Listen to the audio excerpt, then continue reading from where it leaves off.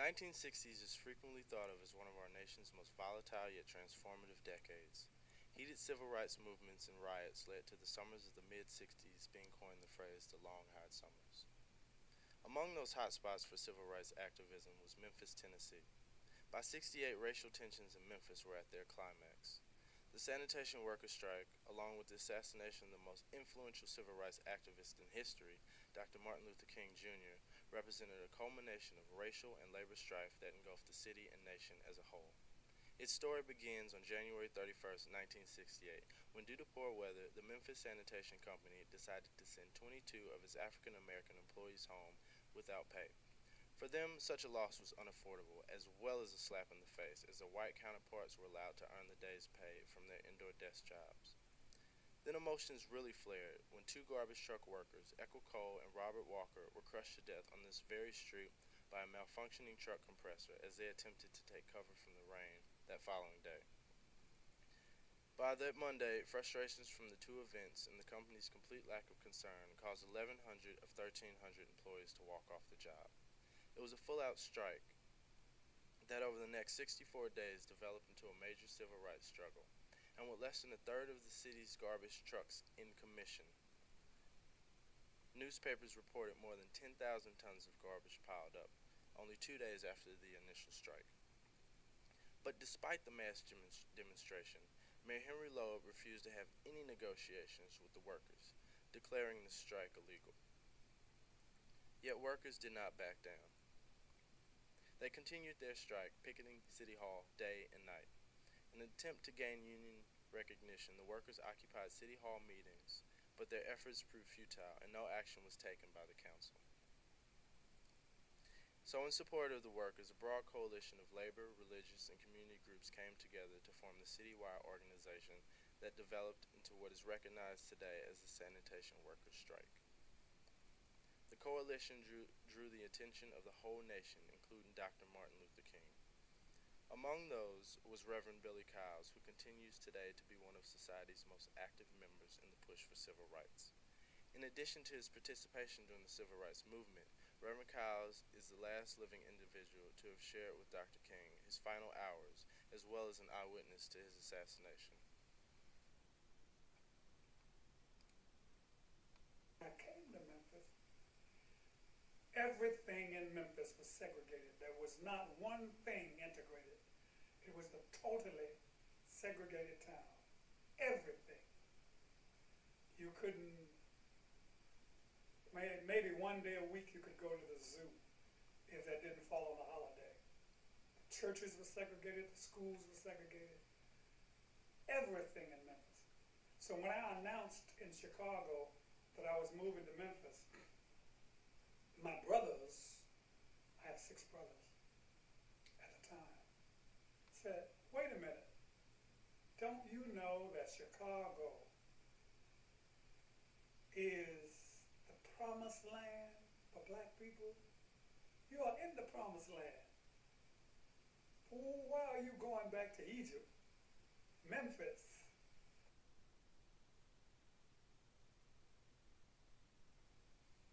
When Dr. King finally turned his attention towards the unrest in Memphis, he organized a highly publicized visit to stage a peaceful march from Claiborne Temple to the steps of City Hall. On Thursday, March 28th, over 3,000 supporters gathered at Claiborne Temple to follow Dr. King. People fell in line, many holding the famous I Am a Man signs to march alongside him. But as they approached Beale Street, the march became interrupted by window breaking and shouting. Police moved in with nightsticks, mace, tear gas, and gunfire, arresting a reported 280.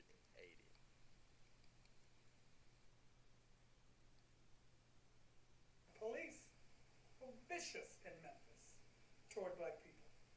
They thought the only way you handle them is you beat them or you shoot them. I mean, and that was it. No respect, just do what they want to do. And here these men, many of them uneducated, but much more than garbage men. They were deacons in our church. They were ushers in our church. They were in the choir.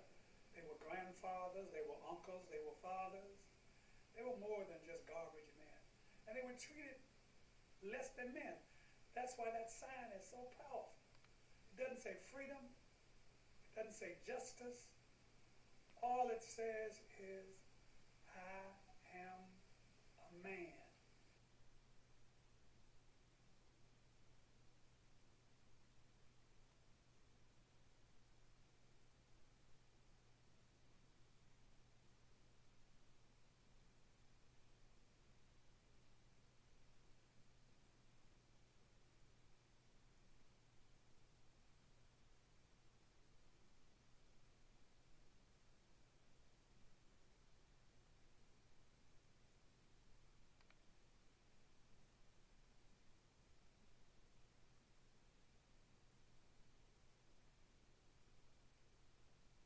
March down the same route. It wasn't until Wednesday, April 3rd, that Dr. King returned to once more attempt a peaceful march. That evening, Dr. King delivered his famous mountaintop speech at Mason Temple to rally his supporters.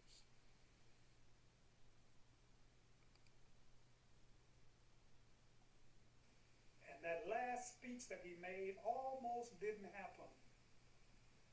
There were tornado warnings that night. It was thundering and lightning. And he thought there wouldn't be many people at the church. So he sent several of us over and said, you guys go have the meeting. I'm going to stay here and work on the Poor People's Campaign. When we got to the church, it was nearly full in spite of the weather.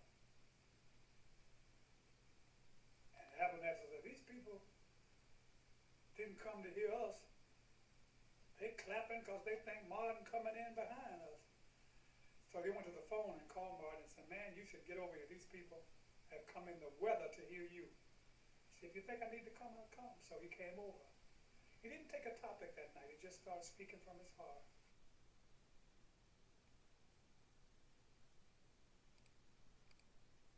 Like anybody, I would like to live a long life. Longevity has its place. But I'm not concerned about that now.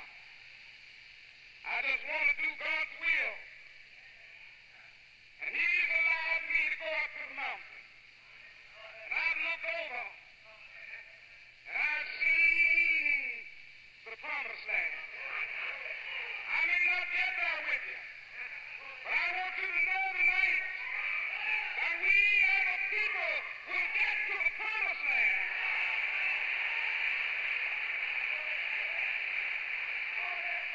So I'm happy tonight. I'm not worried about anything. I'm not fearing any man. My eyes have seen the glory of the coming of the Lord.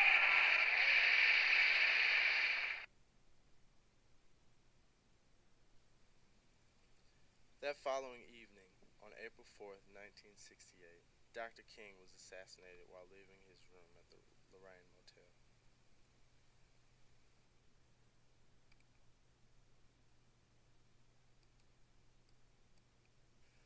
Martin stood here and I stood here. I said, guys, we have a rally tonight and we've got to go to dinner. I turned and walked. I got a few steps away from King. Ralph was still in the room. Jesse was down below. Martin was leaning over the balcony talking to Jesse. And the shot rang out. Ka-pow! I looked back and saw he had been knocked from the railing back onto the porch. I rushed to his side. There was a gaping hole in the right side of his face. There was a bigger wound under his shirt I could not see. Blood was everywhere. I ran in the room and picked up the phone to call an ambulance. I was beating on the wall saying, answer the phone, answer the phone. When the operator heard the shot, she left the switchboard. You couldn't use the phone without the switchboard.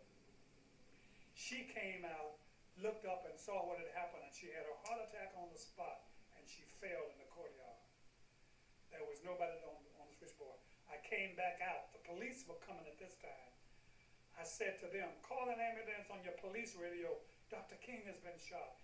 And they said, where did the shot come from? So there's a picture of us pointing to the building across the street. The pointing is the response to the police saying, where did the shot come from? I took a spread from one of the beds. The police came and stopped people from coming up. A few people did come up. I covered him from his neck down. There was so much blood everywhere. Upon learning of his death, the entire country erupted in violence. But only 4 days later, the strikers mounted a peaceful march downtown in Dr. King's honor. Then after more than 2 months, the Sanitation Workers Union finally gained recognition. This strike stands as one of the most salient events in the history of the American Civil Rights Movement. The feelings of triumph seem short-lived to the feelings of tragedy that Memphis retains as the city where Dr. King was killed. However, it would serve young Memphians well to remember in equal attention as we try to move forward to the promised land that Dr. King inspired so many to strive for. For more information, visit the Crossroads to Freedom digital archive at www.crossroadstofreedom.org, or click newspaper clippings and interviews seen in this tour for a direct link back to our archive.